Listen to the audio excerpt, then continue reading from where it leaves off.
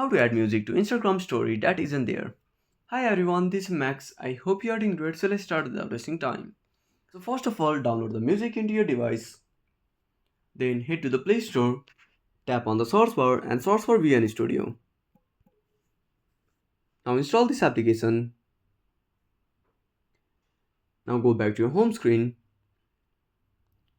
Open up VN Studio. Tap on the plus icon. Click on New Project. Now select your photo or video. Tap on Next. Tap on the Music plus icon. Click on Music.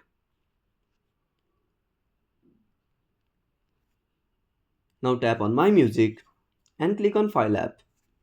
Tap on OK. Tap on three lines and go to Audio. Now select your music. Now go to My Music and click on Use. Tap on OK.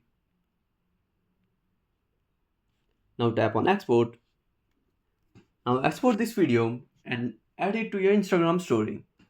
So that's it. If you found this video helpful, smash that like button and subscribe our channel for more awesome content.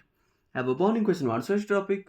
Drop down a comment below. This is Max signing off until next time.